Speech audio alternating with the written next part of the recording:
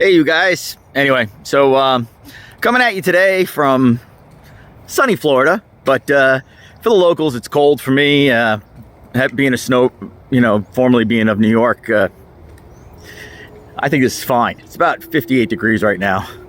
I'm in shorts and sandals. Anyway, gonna talk about one quick thing, which is, hey, what's gonna happen down the road? Now, look. Here are the two things. You get like the Peter Zeihan guys who are like, oh, the world's going to fall apart and everything's going to stop. Not exactly. When the world starts to fall apart, people see, aha, opportunity. And they want to, of course, do the smart thing, which is make some money.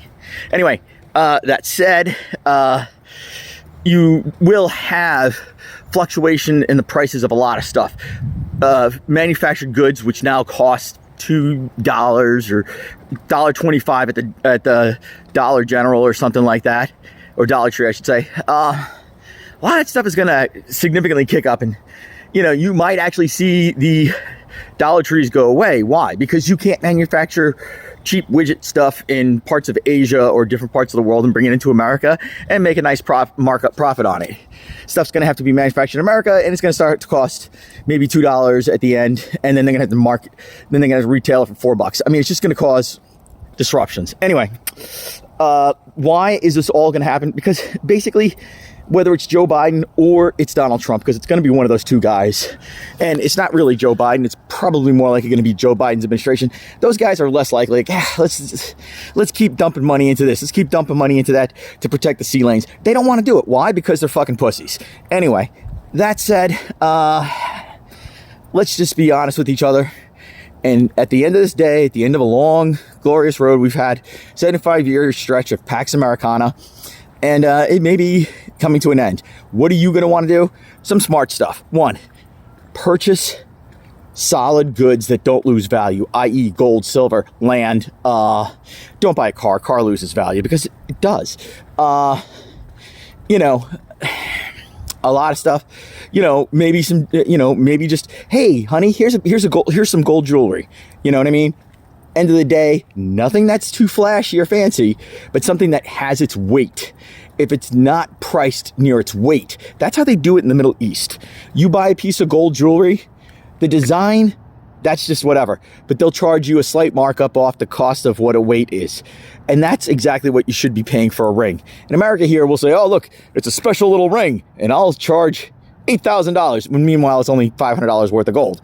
Well, you just lost probably $6,800. That's life. Anyway, and that's your foolishness. That said, what we need to do as a society is start building some of the skills. We have to be willing to turn around and take our front lawn and turn it into a survival garden. All those skills.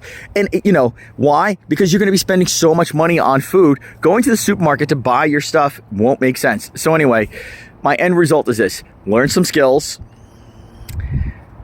buy some solid assets. Even if it's just something like, oh, I'm going to buy a silver coin. Hey, here you go. Silver coin for to your kid is a whatever it is. Well, he's not going to spend it. He's just going to keep that silver coin and keep it in this little plastic case. But that little piece of plastic case and that silver coin, well, it probably will go up in value. Why? Because silver's worth something. And then it'll actually be marked silver in the silver case. And then when you go test it, it will be silver and it will be worth money. All this is good for you. So that's it. Bottom line, buy some hardened goods, things that aren't going to go crazy, things that people are always going to value or always going to need as a trade item, easily portable. Because when something goes really bad, you're not going to be wanting to carry around heavy bags of gold. You might, in silver, which is heavy too, but it's a lot more portable than, like diamonds won't be as useful as they once were. Why? Because the economy will be gone. But the gold will stay the gold. The land, well, you'll just have to have a way of defending your land. But the reality is that, like, everybody's like, oh, I'm just going to go steal it from somebody else. That doesn't work well in the long run. So it's the skill sets, being able to survive. Why? Because most people are like, yeah, I may not like my neighbor, But if you're stealing from him, I'm not going to let you steal everything from him, because then the next house you're going to go to is mine.